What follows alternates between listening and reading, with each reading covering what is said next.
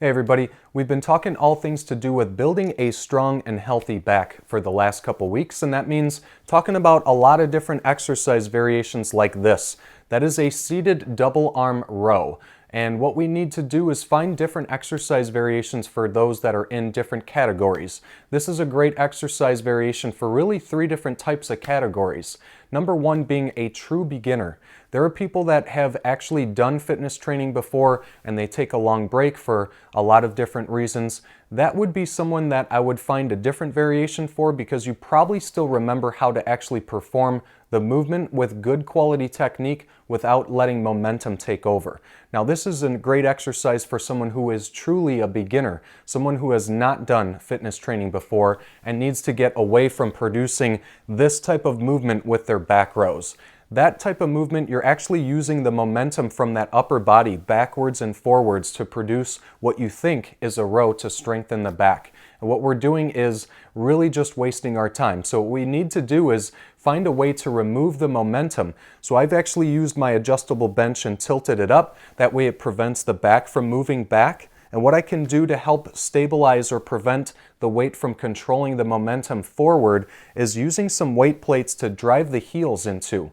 Some seated cable machines at a standard gym are actually going to have a weight plate or actually a foot plate where you're propping the feet up in front of you. That can also help you prevent that momentum from taking over. Okay.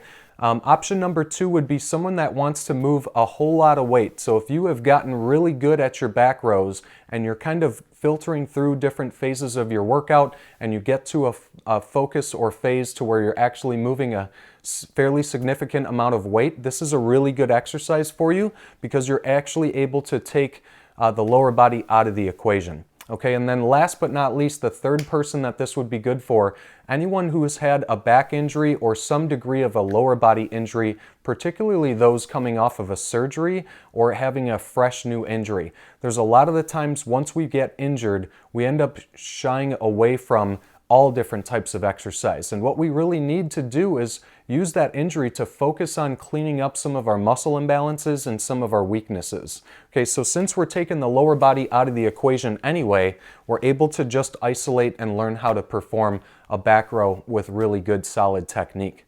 Okay, now we'll actually demonstrate using, I'll use a resistance band. What you really want to be using is typically a cable pulley machine. You can still use bands at home, but at least you have a continuous type of resistance with a cable pulley machine as opposed to a progressive style of resistance using the bands. Okay, for an anchor point, there's a lot of us that set this up straight from the chest height. And I think there's a lot of us that struggle with weakness to the shoulders, some of the muscles in and around the neck, that when we produce our back row, the first movement is actually this, where the shoulders elevate or go upwards. That's just going to fuel more of the fire of that neck tension or discomfort. Okay, so you want to make sure that you actually anchor slightly higher than about mid-chest level. So with both hands on that V typed handle that would go for a cable pulley machine, remember both hands on one object makes it a little bit easier for you to control. So we're going to start with our shoulder blade squeeze to engage the rhomboids, bring the handles into the chest, pause for 1 full second so you're actually able to feel all the muscles in and around the shoulder blades produce the row. Then you let go of the weight slowly under control and undo that shoulder blade squeeze each and every time. Okay, remember your arm should actually be nice and close and snug close to the body. That way we're avoiding any type of shoulder dysfunction, and you should be able to get the elbow at least up to the spine angle, if not slightly past the ribs. Okay, so again, initiate the row by squeezing the shoulder blades together, bring the handles towards the chest, pause for a 1 second count, and then slowly go back to the start and release that shoulder blade squeeze. Again, squeeze the shoulder blades, row the handles to the chest, pause for 1 second count, release the handles back to start, and undo that shoulder blade squeeze. So there you have your seated double arm cable row.